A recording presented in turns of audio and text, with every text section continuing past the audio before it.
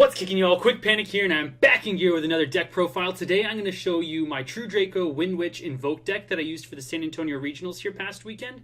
I didn't do too hot because I'm not playing Zoo, and obviously Zoo is a better deck, but we have a ban list that's coming up pretty soon here, so I'm hoping that this deck is going to have a little bit more footing. So a lot of people will stray away from using the Windwitch with the True Draco stuff, so I just wanted to defend that by saying that a lot of people are starting to main deck Kaijus, and that Crystal Wing that you make first turn probably isn't going to stick around in your extra deck zone too long. So now that we're in Link format, I do understand that it's kind of hard to get 2 extra deck monsters on the field without the help of a Link, but that's why I did it. So that Crystal Wing, if he stays on the field, then I'm probably already doing a pretty good job in the game. And of course the True Draco stuff, it never hits the extra deck zone. So I'm just going to start out with my hand traps here. And I went ahead and I played 3 Ash Blossom and Joyous Spring because True Draco Zoo is actually really popular and it still hits, you know, a lot of cards. There's a lot of things for this to hit. So I'm running that at 3. I'm only running 2 Ghost Ogre and Snow Rabbit. I'm actually siding the 3rd, but I ran only 2 of them because Pianissimo is a really big card for the Zoo matchup, and so is Shuffle Reborn, so it has a little bit less utility. I only hold it for the Zodiac Barrage or when resources are really low. So in the Zoo matchup, which I figured I was going to play a lot, I held it for that, and then of course Diagrams when I'm playing against True Dracos. I'm playing the 1 Max C because, you know, it's really good against Zoo. And then this is what I played for the True Draco engine. I played 2 Ignis. He's really good when you're going second, just because he allows you to make another push after a Dryden has popped something, just because you'll get another Tribute Summon that turn. So 2 Ignis, and then I run 2 Dynamite Knight. The traps are really good. It's really good spot removal for Zoo monsters. If you can get rid of the Hammer Kong first and make sure there's no Ram underneath, but he gets the traps, so he's really good. And then I'm playing 2 Masterpiece because this guy is insane. I wouldn't be surprised if he showed up on the ban list going down to 1. But I'm going to use him while I got 2 of them. Really good card. And then here's what I used for the Windwitch engine. I messed around with a smaller bit of an engine. I'm running 3 Ice Spells, but that smaller engine actually didn't end up working. So I did 3 Ice Spells, and then 2 Glass Spells, and then 1 Snowbell because that's obviously the worst one. I really wanted to just run the 1 Glass Spell and run a Soul Charge, so I could bring them back and do another Synchro Summon, but if I drew that Glass Spell at the beginning of the duel, it killed the entire engine, so I had to go back to the 2. So that's why I ran that. I think everybody pretty much runs that.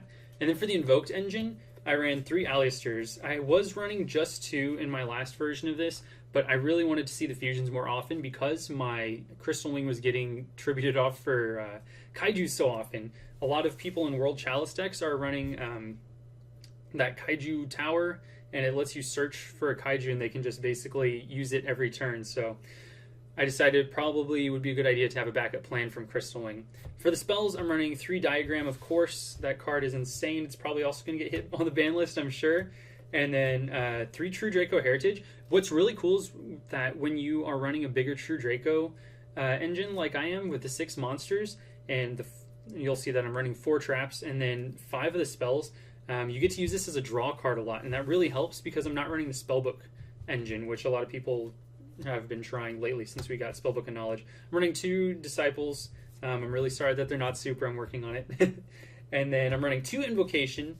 I was messing around with 1, but I had people who were playtesting against me, and they would Cosmic Cyclone my Invocation. When I activate it, they would chain Cosmic Cyclone, and then I wouldn't get to reuse it, and I just have 3 Alistairs floating around in the deck that were worthless. So 2 Invocation. I'm gonna stick with that until Cosmic Cyclone is less popular. I'm only running 1 Magical Meltdown. It's just not a very good card. It doesn't net you too much advantage.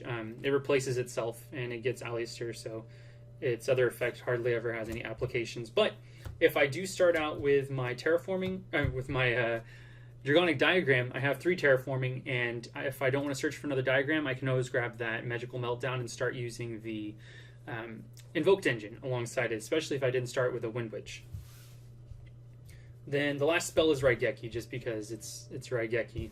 I feel I should be running it. The last 4 cards, I'm running 2 of the True King's Return, and then I'm running 2 of the True Draco Apocalypse. I'm running 2 Apocalypse because it lets me pop a return that I have, and then I can in turn pop a monster on my opponent's side of the field. It also has some other applications, obviously, with having the opponent's attacks. But that's the main deck.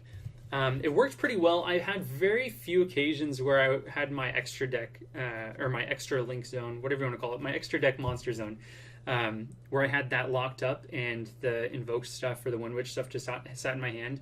You can always just pop the Windwitch stuff if you are already using the invoked version or the invoked engine. And then the invoked stuff, I mean, it sits in your hand sometimes, but a lot of the time that Crystal Wing isn't sitting on the field. And if it is still sitting on the field, then you're probably winning the duel. I'm going to move on to the extra deck here.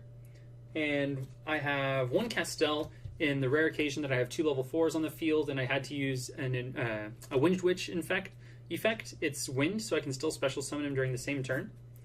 And that's the only Exceed that I'm running. I'm running 1 Kaliga, just in case I need to get rid of like a Zephyros or some random dark in my opponent's graveyard. It also has a pretty neat effect. Yeah. And then I'm running 1 Cositis because I'm running 2 of the Dynamite Knight. Then I'm running only 1 Magellanica. A lot of the time I wanted to go for Ragin just because it provided so much disruption against the Zoo decks. And the Zoo decks don't really have a second push if they don't have Barrage, because Pianissimo doesn't stop the effect of Ragin, and they're not running anything like Chalice or anything anymore. So that's why I only ran 1 of him. I ran 1 Elysium, and you could say that I could take this out for the Magellanica, but I got locked down by a World Chalice player, and I couldn't destroy anything, and there were a few cards I couldn't target, but Elysium doesn't care about any of that. If you use his effect and you get to summon him, he just banishes everything without targeting, without destroying, so I'm keeping him. I like him. He was clutch a couple times. I'm running 2 Purgatorio, so this card can turn into an OTK really quickly because it gets piercing damage and it gains 200 attack points for every card your opponent controls. And we are running 2 of the Ignis Heat, and we're running 3 Ash Blossoms, so that's 5 fire targets. That's a lot, so that's why I'm running 2 Purgatorio. And then 2 Ragin because I'm running the Windwitch engine. There were a couple times, maybe 1 or 2, where I wish I had the 3rd Ragin. And there were 0 times that I used 2 of this guy, Mechaba. So I might swap out a Mechaba for a 3rd Ragin. Not 100% sure yet. But the only light targets we have in the deck are 2 Masterpieces, which you don't always want to banish or send to the graveyard, and then the 2 Ghost Ogres. So there weren't a whole lot of applications for that. As far as the synchros go, I'm running 1 Winter Bell in case I am reading the Ghost Ogre from my opponent. I don't want to activate the effect. I'm running a Crystal Wing synchro, or if I have the Glass Bell, or the Glass Bell play, I'm sorry, for the rest of my engine. Like if I've already blown through 1 Windwitch summon, I can always summon this as a secondary level 7 and it's not totally dead. Then I'm running 1 Stardust Dragon. It depends on what my opponent's playing. Sometimes it's less optimal than, or a lot of the times it's less optimal than this guy, but there are applications where I would run the Stardust Dragon. So, and then Crystal Wing Dragon, he's just amazing. So that's the main deck. I'm going to show you the side deck that I use this weekend. It can totally change. It depends on the meta. So you'll see that there's some choices that are kind of weird. But I'm running the 3rd Ghost Ogre and Snow Rabbit just because if I'm playing against something that has cards that need to resolve on the field, then I'll go ahead and run that. But I'm running 1 Sticky String Kaiju, and then I'm running 2 of the Sea Turtle Kaiju, Gamma Seal. I could run through Gamma Seals, which a lot of people are doing, but most of the monsters in my deck can take out the Sticky String Kaiju, so I'm not too worried about it, and I'd like, if I drew all 3, to be able to special summon 1 to my side of the field. That's not going to crash, so that's why those are there. And then 3 Cosmic Cyclone for the True Draco matchup, also against Pendulum Magicians. It has lots of applications, obviously. I didn't really explain the Kaijus, but you know what the Kaijus do. I'm running 1 Imperial Order just because this card can be an incredibly strong blowout. These are iffy, but I had 2 Trap Stuns because I was worried about people playing Trick Stars, and I didn't want to lose my entire hand to them. So Trap Stun stops that. It also stops the random kids who are running around playing Chain Burn. And we all know there's like 1 or 2 at a regional, so that's why those are in there.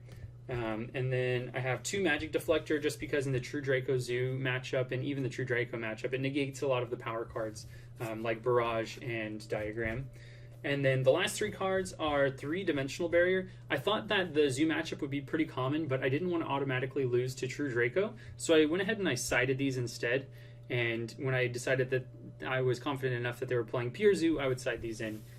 Like I said, if they were running the True Draco variant, I don't like to have that card in. So that's the entire deck. I'm also going to be trying the spellbook version of it. I know I've already posted a Windwitch version, or not a Windwitch, a True Draco Invoked deck on the channel, but I just thought it needed an update because of link format coming out and all that fun stuff. So that's all I've got for that deck today. I'll probably be working on a couple more deck lists. I saw a really cool Shaddoll Revendread deck that my buddy Keaton showed me. So I want to look at that. I went ahead and I ordered some of the Shaddoll cards that I was missing so I could build it, play around with it before I brought it to the channel. But that's all I got for today. If you liked what I'm doing here, if you like the channel, if you like any of my deck lists, if you have any comments, suggestions, complaints, go ahead and hit me up down in the comments section. Leave a like if you like this video, please. Go ahead and subscribe to me. I do a little bit of Overwatch. I do a lot of Yu-Gi-Oh!, especially deck lists, because deck buildings is like just one of my passions. So you'll see a lot of that coming from me. But that's all I got for today. Hope you guys have an awesome day. Later!